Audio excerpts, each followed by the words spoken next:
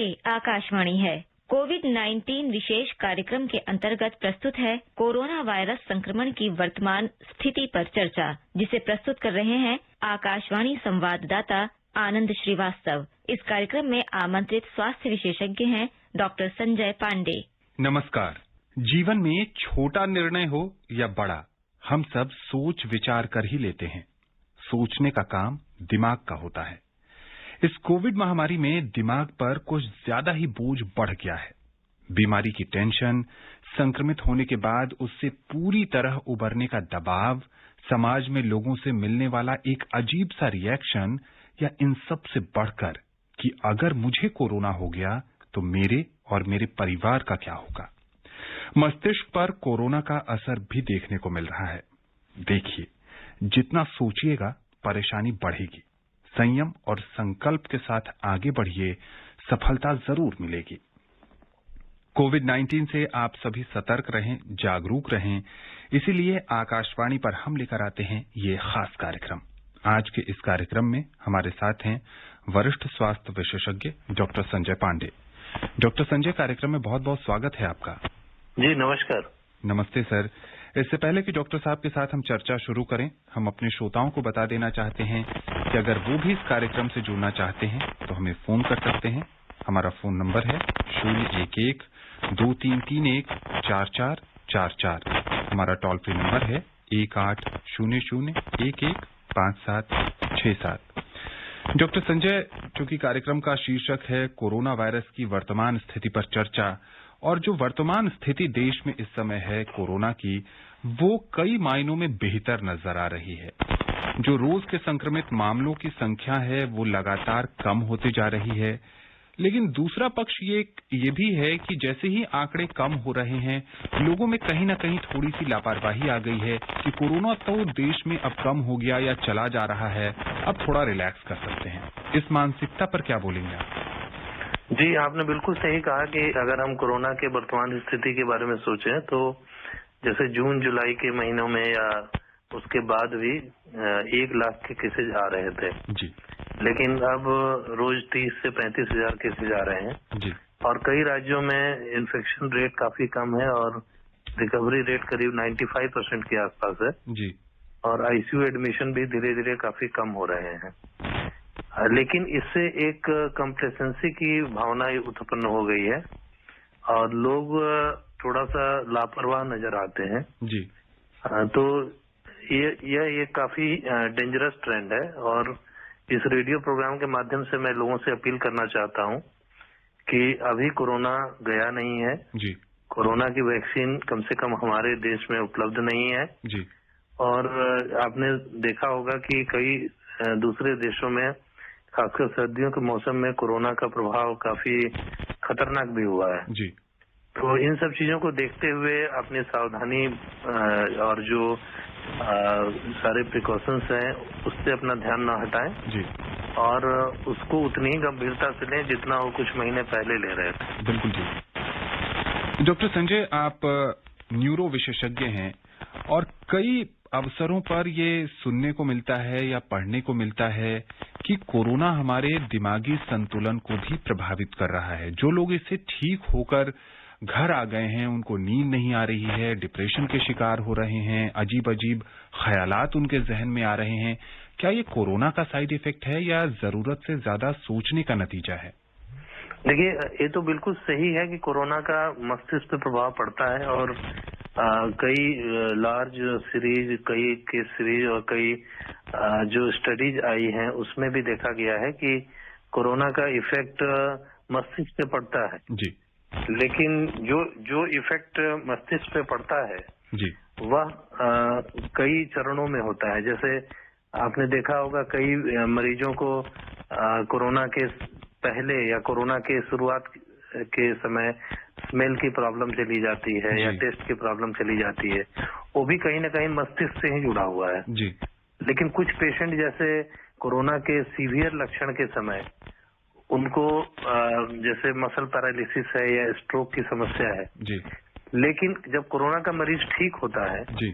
तो एक आपने जैसा कहा कि एंजाइटी और एक लैक ऑफ स्लीप और फटीगेबिलिटी, ये सारे सिम्टम्स किसी भी वायरल इलनेस में होते हैं, ऐसा नहीं कि सिर्फ कोरोना में होता है।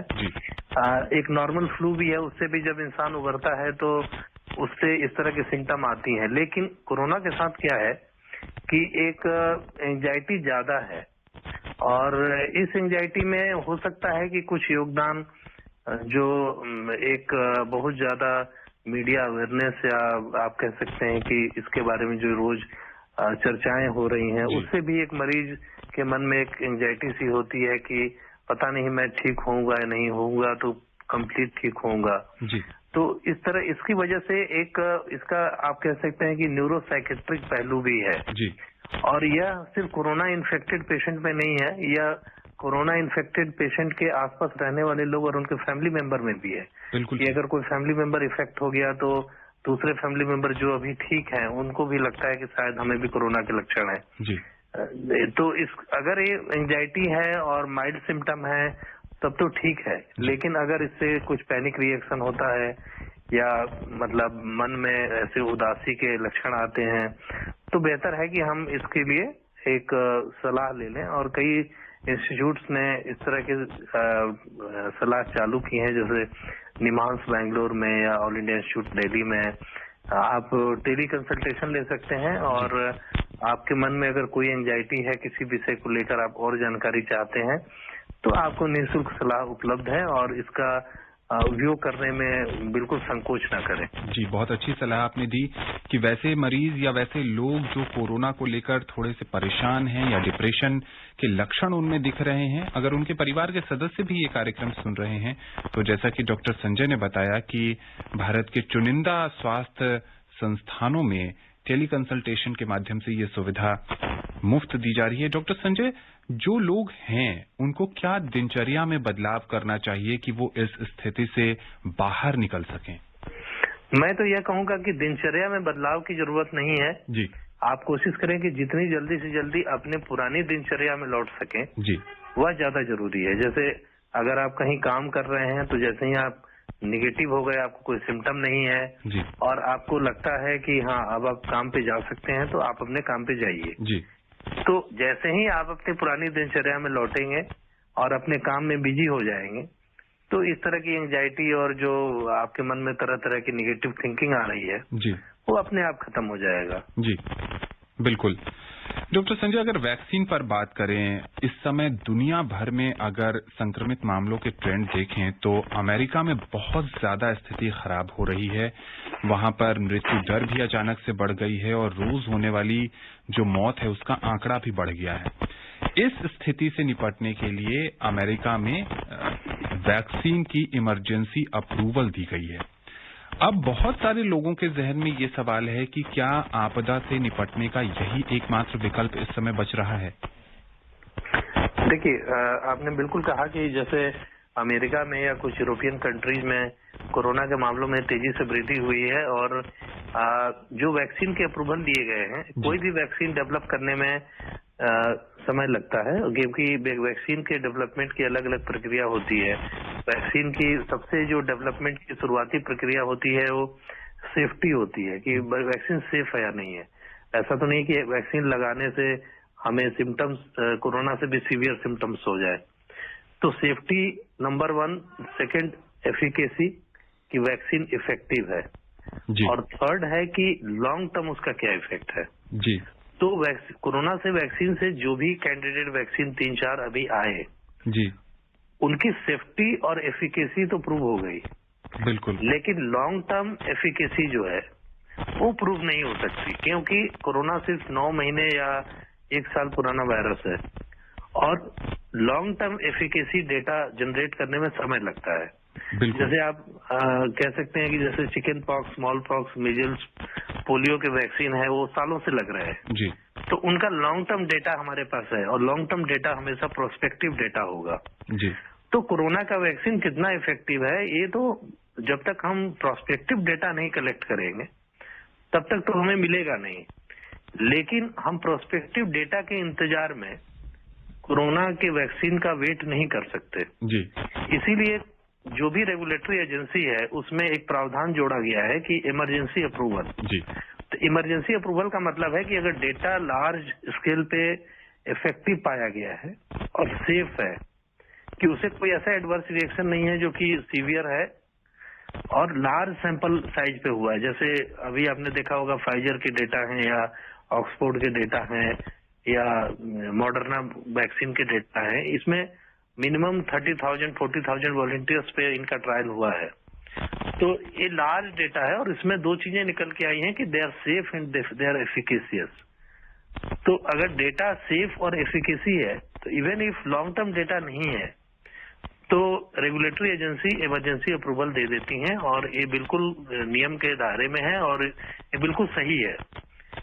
और जैसे जैसे हमें उसके बारे में लॉन्ग टर्म डेटा मिलेगी, हो सकता है फ्यूचर में हम जो चेंजेस करना चाहें करें, लेकिन इस एपिडेमिक को रोकने का यही तरीका है। बिल्कुल सही कह रहे हैं डॉक्टर संजय कि जो वर्तमान स्थिति है इससे निपटने के लिए सरकारों के पास भी बहुत लिमिटेड ऑप्शंस हैं और उसी के तहत इमरजेंसी अप्रूवल दुनिया के तमाम देशों की सरकारें दे रही हैं। कार्यक्रम में पहले कॉलर जुड़ चुके हैं। ओडिशा से गिरीश चंद्र त्रिपाठी जी हैं। गिरीश जी, स्वागत है कार्यक्रम में आपका। नमस्कार। नमस्ते डॉक्टर सर को नमस्कार और आकाशवाणी दिल्ली का सभी कार्यकर्ता को नमस्कार, क्योंकि ये जो कार्यक्रम है बहुत अच्छा कार्यक्रम है। बहुत शुक्रिया गिरीश जी। क्या जानना चाहते हैं आप? मैं जानना चाहता हूँ सर, जैसे कोई किसी को कोरोना हो गया है जी, वो हमारा साथ में है तो उसका अच्छा हो गया है जी, तो अभी हमारा कुछ नहीं है, हम सुस्त है, तो कैसे हम उससे से दूरी बना के रखेंगे, कितना दिन तक क्या करेंगे, वही है। और दूसरा है इम्यूनिटी का भारत में बहुत अच्छा महत्व है। इम्यूनिटी यदि हम इम्यूनिटी का आयुष मंत्रालय पूरा प्रेस्क्राइब करी अधिक सचेतन कर देता, जैसे काढ़ा व्यवहार करना है, हल्दी खीर और मसला सब हमारा, तो उसके द्वारा हमारा भारत का जो स्वास्थ्य हार अभी बढ़ रहे उसमें भविष्य में भी वो कोरोना का डर नहीं करो, सभी का इम्यूनिटी बढ़ सकता है। जी डॉक्टर संजय, ये सबसे पहले तो जानना चाहते हैं कि घर परिवार में अगर किसी को कोरोना हुआ है और वो संक्रमण से उबरकर अब नेगेटिव हो गए हैं, साथ में रह रहे हैं, तो परिवार के बाकी सदस्यों को किस तरह की सावधानी बरतने की आवश्यकता है? तो इनका सवाल काफी अच्छा है और मैं यही कहना चाहूंगा कि जो most of the studies I हैं जी, उसमें देखा गया कि कोरोना का पेशेंट 9 डेज के बाद इन्फेक्टिव नहीं रहता है जी। तो सिम्टम जिस दिन से चालू हुआ उसके बाद 9 डेज तक अगर पेशेंट इन्फेक्टिव है उसके बाद वो नहीं रहता। और इसीलिए कई इंस्टीट्यूट्स में या कई हॉस्पिटल्स में जो कोरोना निगेटिव रिपोर्ट पहले मैंडेटरी था जी, उसको हटा लिया गया है, क्योंकि कई बार corona positive patient corona positive काफी दिन तक रहता है because of the dead virus, कि अगर वायरस डेड है और उसका प्रोटीन है तो वो भी कई बार आरटीपीसीआर में पॉजिटिव आ जाता है जी। तो अगर हम ऑन एन एवरेज देखें तो 9 to 14 डेज के बाद जी मोस्ट ऑफ द पेशेंट जो हैं वो निगेटिव हो जाते हैं जी, और वो इन्फेक्टिव नहीं रहते। सबसे जरूरी है कि पेशेंट इन्फेक्टिव ना हो। बिल्कुल ठीक। तो ऑन एन एवरेज यह कह सकते हैं कि 14 डेज के बाद आप बिल्कुल जो आपका नॉर्मल रूटीन है या जो नॉर्मल कांटेक्ट है वो आप चालू कर सकते हैं। और अगर निगेटिव रिपोर्ट है तब तो बहुत अच्छी बात है, अगर नहीं भी है तो गवर्नमेंट की नई पॉलिसी में समय समय पर परिवर्तन किए हैं, क्योंकि कई बार क्या हो रहा था कि निगेटिव रिपोर्ट के इंतजार में पेशेंट डिस्चार्ज नहीं हो पा रहे थे जी। तो इस पॉलिसी के अंतर्गत और कई स्टडीज आई हैं जिसमें भी यह देखा गया है कि 9 डेज के बाद पेशेंट इन्फेक्टिव नहीं रहता। बिल्कुल ठीक है। पंजाब के अमृतसर से गुरजीत जी हैं। गुरजीत जी, कार्यक्रम में स्वागत है आपका। नमस्कार सर। नमस्ते। ऐसा आदत गुरु श्री कबूल कीजिए मेरे प्लीज। जी, अपना सवाल पूछिए। ये बताना चाहता हूँ कि 1 साल पहले मुझे ब्रेन एवरेज हुआ था, तो उसकी जो मेडिसिन चल रही है वो लगातार चल रही है जी। तो कुछ दिन पहले मुझे माइल्ड सी खांसी और माइल्ड सा फीवर हुआ था, उसकी मैंने मेडिसिन ले ली थी, वो ठीक हो गया जी। उसके बारे में कुछ पैनिक होना जरूरी है कि कभी कभी दिमाग में आ जाता है कि उसके लिए मुझे कुछ होता है जो बुखार फीवर ठीक हो गया या खांसी ठीक हो गई उसका कोरोना के साथ कुछ बंद तो नहीं है पुलिस। थैंक यू जी डॉक्टर संजय, ये जानना चाहते हैं कि इनको 1 वर्ष पहले ब्रेन हैमरेज हुआ था, उसकी दवाइयां चल रही हैं। अभी थोड़े दिन पहले इनको सर्दी और बुखार की समस्या हुई थी, उसकी भी इन्होंने दवाइयां करवाई और अब ये ठीक है। लेकिन इनके जहन में एक सवाल अब भी बचा हुआ है कि क्या मुझे कोरोना तो नहीं हुआ था? जी, इनका सवाल अच्छा है। और जैसा brain haemorrhage most of the cases में ब्लड प्रेशर की वजह से होता है, और हो सकता है कि इनका भी ब्लड प्रेशर बढ़ा होगा और उसकी वजह से ब्रेन हेमरेज हुआ होगा, और ब्रेन हेमरेज के लिए ये ब्लड प्रेशर की दवाइयां ले रहे होंगे। और बड़ी अच्छी बात है कि ये बिल्कुल ठीक है 1 साल के बाद। और इनके सवाल का सबसे बड़ा महत्व यह है कि आपने देखा होगा कि कोविड पॉजिटिव जो पेशेंट होते हैं उनमें अगर कोई कोमॉर्बिडिटी है, जैसे हाइपरटेंशन है या पहले से कोई इलनेस है, जैसे इनको ब्रेन हेमरेज हुआ है, तो ऐसे ग्रुप ऑफ पेशेंट में सिम्टम्स कई बार सीवियर हो जाते हैं। लेकिन चूंकि इनको फीवर हुआ और 1-2 दिन में ठीक हो गए, तो लगता नहीं है कि इनको कोविड इन्फेक्शन हुआ था जी। और अगर मान लीजिए हुआ भी था, क्योंकि इन्होंने शायद टेस्ट नहीं कराया है जी, तो इसमें कोई घबराने वाली बात नहीं है, क्योंकि अब आपका तो फीवर निकल चुका है जी। तो अगर आपको भविष्य में कभी ऐसे फीवर या कोई सोर थ्रोट या कोई ऐसे कोरोना के सिम्टम आते हैं तो आप टेस्ट करा लीजिए और थोड़ा सा ज्यादा सतर्क रहिए, और परेशान होने या एंजाइटी की कोई जरूरत नहीं है। बिल्कुल ठीक है। इसको जहनी तौर पर बहुत ऐसा विषय मत बनाइए कि मुझे कोरोना हुआ है नहीं हुआ है। अगर थोड़ा भी शक है तो जाकर आप टेस्ट करवा सकते हैं। बहुत सारी जगहों पर आपके आसपास ही टेस्टिंग की सुविधा उपलब्ध है, नहीं तो जो सरकारी हेल्पलाइन नंबर है 1075, आप उस पर भी फोन करके जानकारी हासिल कर सकते हैं। उत्तर प्रदेश के बड़ौद से महेश शर्मा जी हैं, स्वागत है आपका। नमस्कार जी। नमस्ते सर जी, मैं ये जानना चाह रहा हूँ, लोग बाग इतने लापरवाह हो चुके हैं और शादियों में जो है ना भीड़ भाड़ इतनी करते हैं कि बिल्कुल भी एक दूसरे से ना कोई दूरी रखता, ना कोई मास्क लगाता, और जो है बेफिक्र होते जा रहे हैं। इसका कैसा समाधान करें कि अपने हिसाब से समझा? डॉक्टर साहब, ये उसी मानसिकता की ओर इशारा कर रहे हैं और इनकी परेशानी वाजिब भी है कि अगर किसी समारोह में जाना है तो मास्क क्यों नहीं लगाना है, सुरक्षित दूरी का पालन क्यों नहीं करना है, और ये मान लेना कि कोरोना खत्म हो गया है। ये कैसे समाज से इस तरह की मानसिकता दूर होगी? देखिए, इनका सवाल काफी जायज है और हमने भी देखा पिछले 2-3 दिनों में शादियां इतनी थी जी, और शादियों में लोग 100, 200, 300 लोग भी, और भीड़ किसी के न कोई सोशल डिस्टेंसिंग है न कोई मास्क है। तो इस रेडियो प्रोग्राम के माध्यम से इस radio programme The person you are speaking with has put your call on hold. Please stay on the line. आप जिस व्यक्ति से बात कर रहे हैं उसने आपकी कॉल को होल्ड पर रखा है। डॉक्टर संजय वही बता रहे हैं कि जब आप शादी समारोह में जाते हैं या किसी सार्वजनिक स्थान पर जाते हैं जहां जरूरत से ज्यादा लोग मौजूद हैं, सुरक्षित दूरी के नियम का पालन नहीं हो रहा है, तो देखिए आप विनम्रता पूर्वक दूसरों से निवेदन कर सकते हैं कि ये कोरोना का समय है, ये महामारी का समय है, और ऐसे में आप सुरक्षित दूरी का पालन करें, मास्क ठीक से लगाएं।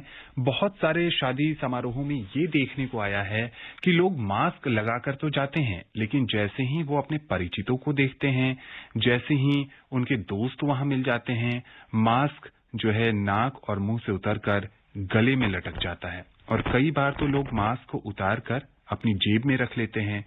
ऐसा करने से संक्रमण का खतरा किसको होगा? जरा सोचिए, आपको होगा, आपके परिवार के सदस्यों को होगा, और आप जिन लोगों से मिल रहे हैं आप उनको खुशियां उपहार में नहीं दे रहे हैं, आप उनको संक्रमण दे सकते हैं।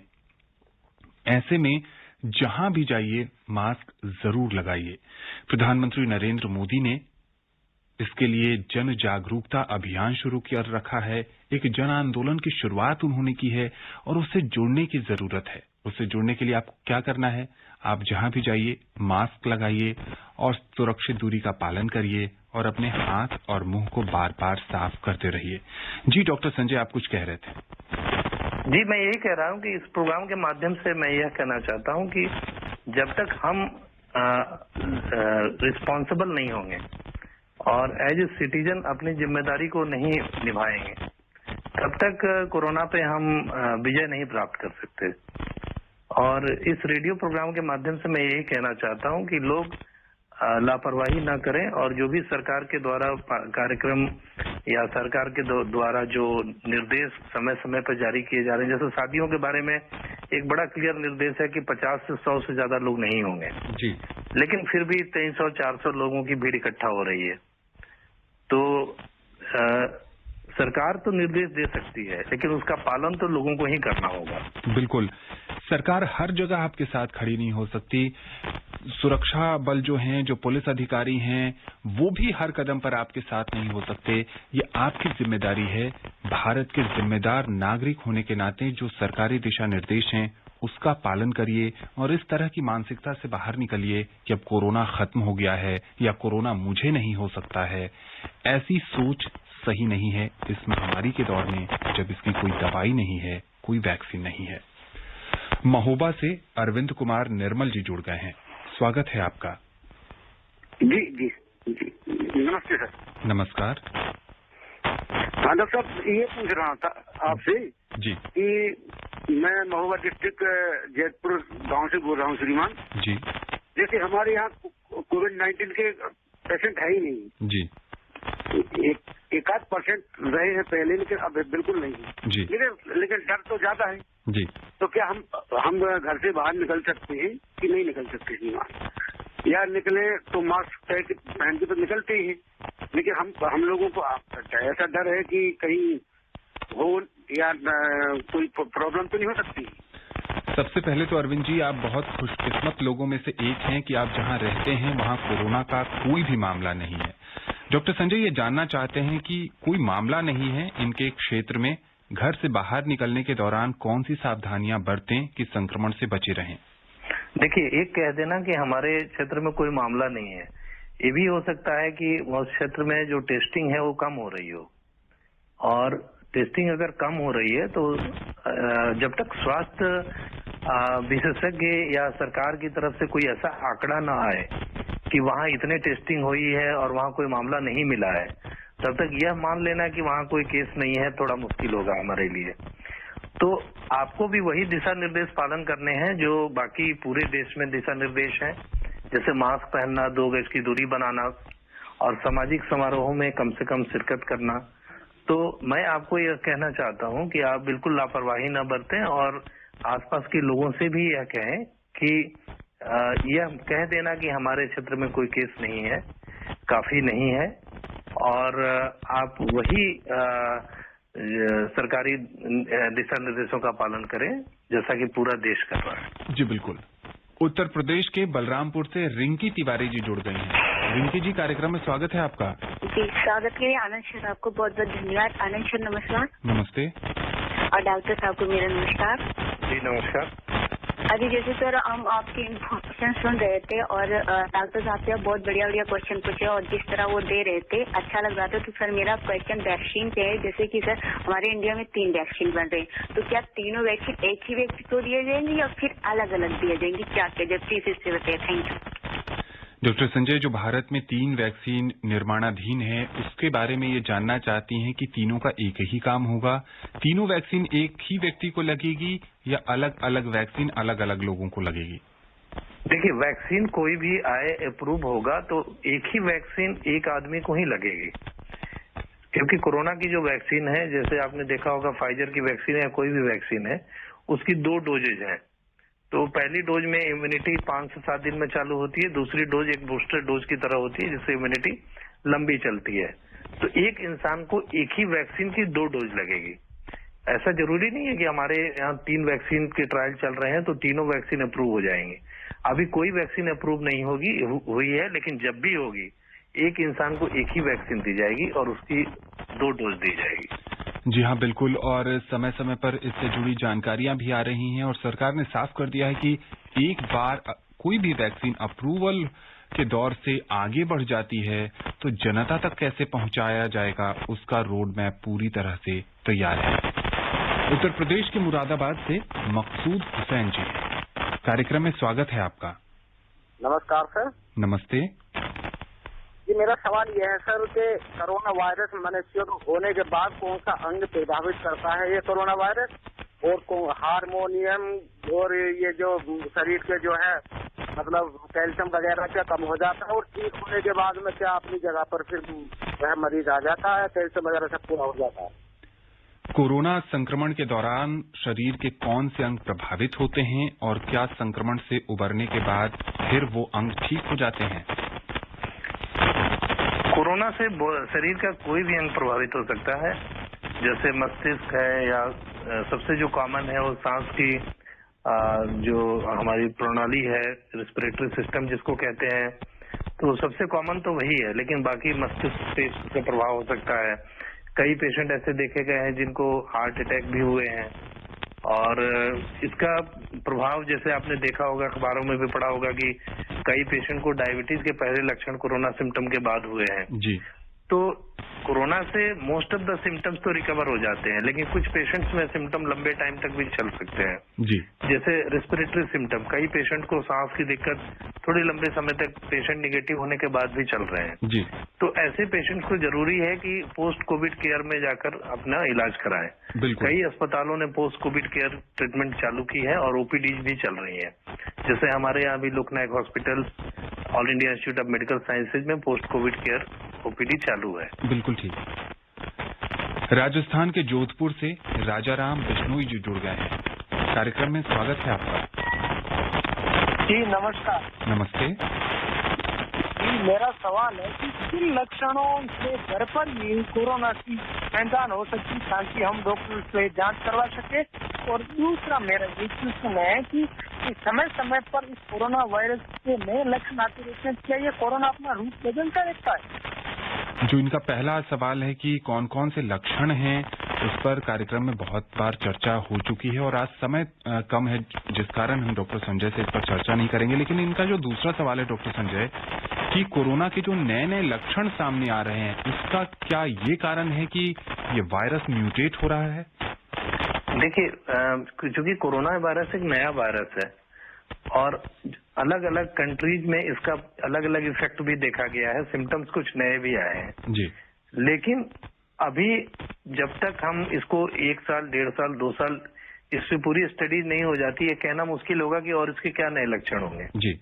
क्योंकि लक्षण कई चीजों पे डिपेंड करती है, पेशेंट की इम्यूनिटी, वहाँ की लोकल इम्यूनिटी और बाकी कोमॉर्बिड फैक्टर्स की पेशेंट को और क्या पहले से बीमारी है। जैसे आपने देखा होगा कि गुर्दे के जो पेशेंट है उनमें कोरोना काफी घातक है जी, या जो डायलिसिस के पेशेंट है उनमें कोरोना काफी घातक है जी।